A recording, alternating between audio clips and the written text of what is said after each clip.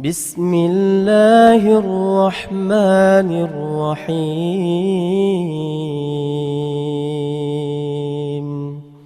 Bismillahirrahmanirrahim. Saudara-saudaraku, kaum muslimin dan kaum muslimat rahimani wa rahimakumullah. Apa tips agar kita bisa semakin tertanam rasa takut kita kepada Allah Tabaraka wa Ta'ala? Nabi kita Muhammad sallallahu alaihi wasallam berkata dalam hadisnya, "Ana a'lamukum billahi wa atqakum." Saya adalah orang yang paling bertakwa kepada Allah di antara kalian semuanya. Ya, karena apa? Karena a'lamukum billah. Karena saya adalah orang yang paling mengenal Allah. Jadi agar supaya kita bisa menjadi orang yang selalu takut kepada Allah, maka di antara caranya adalah dengan cara yang datang dari Nabi kita sallallahu alaihi wasallam. Nah, bagaimana cara kita mengenal Allah tersebut?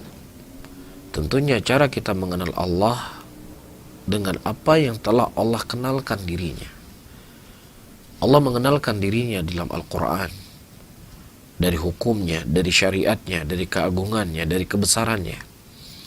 Begitu juga Nabi kita sallallahu alaihi wasallam telah memperkenalkan diri Allah kepada kita semuanya.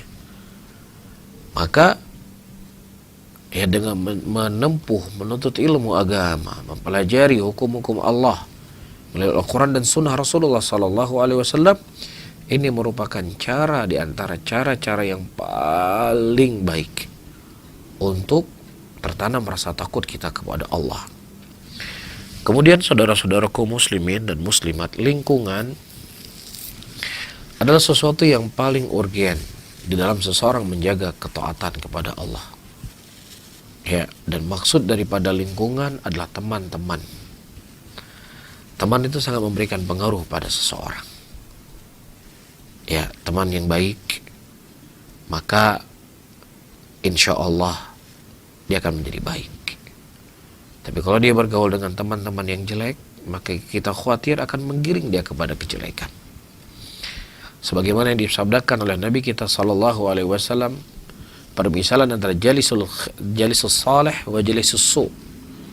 Rasulullah permisalkan dengan orang yang bersahabat dengan orang yang baik dengan orang yang jelek, itu seperti orang yang mereka bergaul dengan orang yang pandai besi dengan orang yang bergaul dengan penjual minyak wangi. Walaupun dia tidak ikut mengelas besi, tetapi serpihan-serpihan dari las besi tersebut akan mengenai bajunya. Ya, nah begitu juga ketika dia tidak membeli minyak wangi.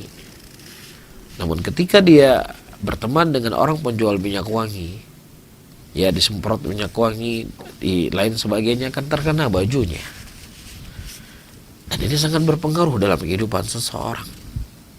Maka carilah, sabarlah untuk bersahabat dengan orang-orang yang baik. Dan itu sebagai bukti tanda Allah Subhanahu wa Ta'ala mencintai seseorang. Dan begitu juga sebaliknya, saudara-saudaraku muslimin dan muslimat yang dimuliakan oleh Allah, sesuatu perkara yang kita khawatirkan. Ya, tidak ada teman yang baik yang mengingatkan kita. Ini sesuatu yang kita khawatirkan.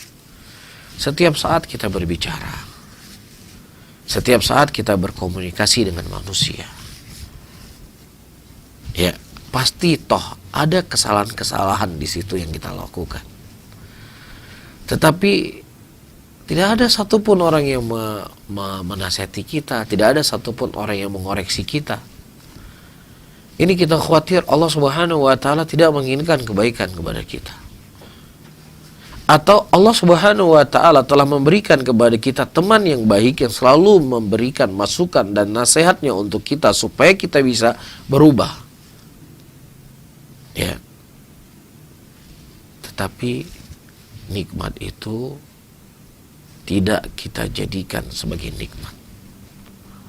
Kita selalu melawan, kita selalu membantah, kita selalu tidak menerima dari nasihat-nasihat dan petuah-petuah dari teman-teman kita.